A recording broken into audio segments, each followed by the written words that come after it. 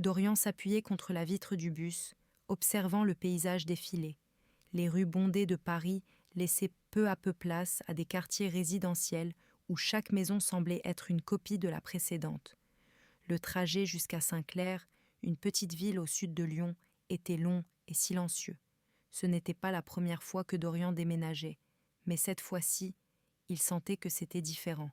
Sa mère avait trouvé un meilleur emploi et son oncle lui avait dit de voir cela comme un nouveau départ.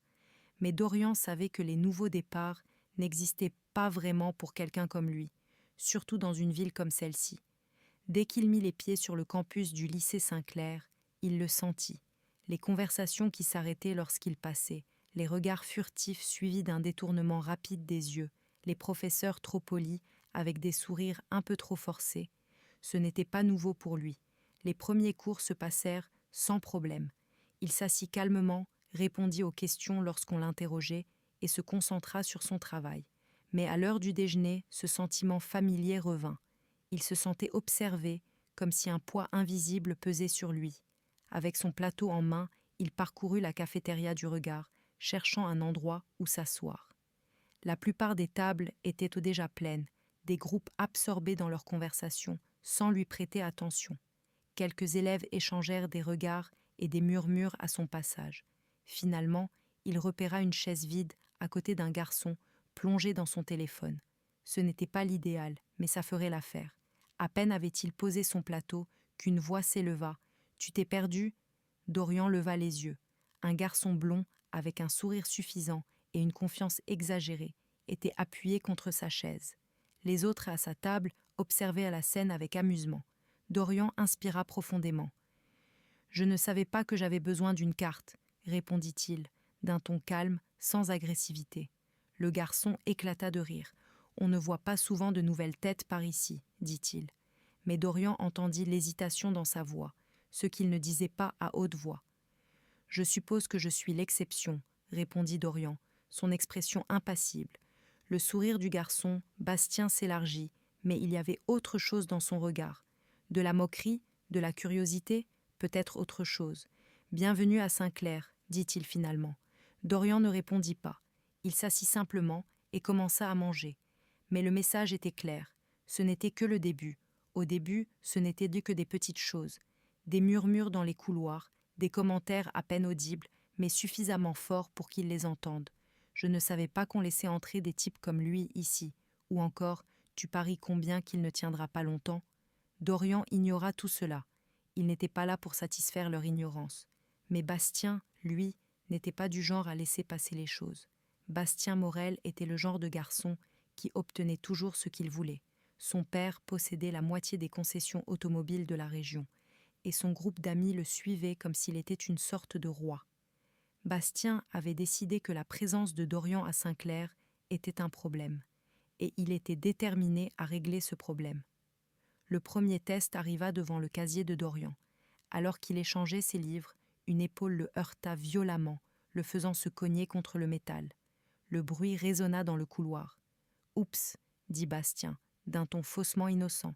Dorian ne réagit pas. Il prit son carnet, referma calmement son casier et s'éloigna. « Tu es du genre silencieux, hein ? C'est cool, vraiment cool !» lança Bastien derrière lui.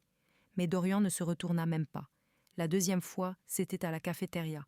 Dorian se dirigeait vers les poubelles avec son plateau quand un pied se tendit devant lui. Ce n'était pas subtil et ce n'était pas censé l'être. Il trébucha légèrement, mais se rattrapa avant de tomber. Bastien leva les mains en riant. « Détends-toi, mec, c'était une blague. » Dorian ne répondit pas, il ne le regarda même pas. Il enjamba simplement le pied de Bastien et continua son chemin.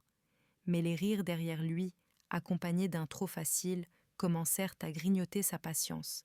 La troisième fois, ce n'était plus une blague, c'était après les cours.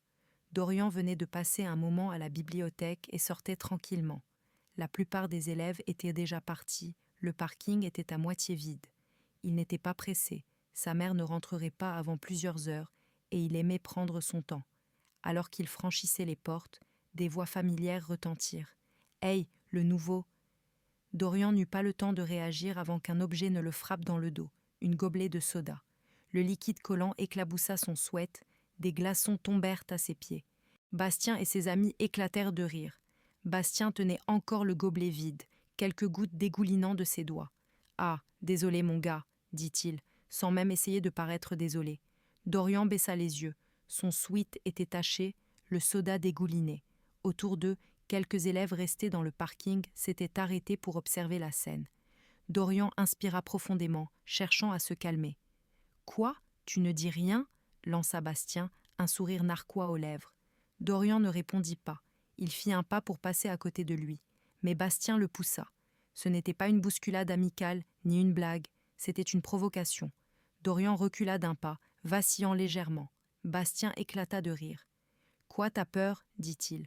L'un de ses amis, Julien, ajouta en ricanant. « Non, il est juste trop mou. » Toute sa vie, Dorian avait entendu les mêmes conseils. Ne réagis pas, garde ton calme, ne leur donne pas ce qu'ils veulent. Mais Bastien ne cherchait pas juste à rire. Il voulait une réaction, il voulait prouver quelque chose. Dorian inspira une dernière fois, puis il posa lentement son sac à dos par terre. Bastien haussa un sourcil. « Oh, tu veux dire quelque chose maintenant ?»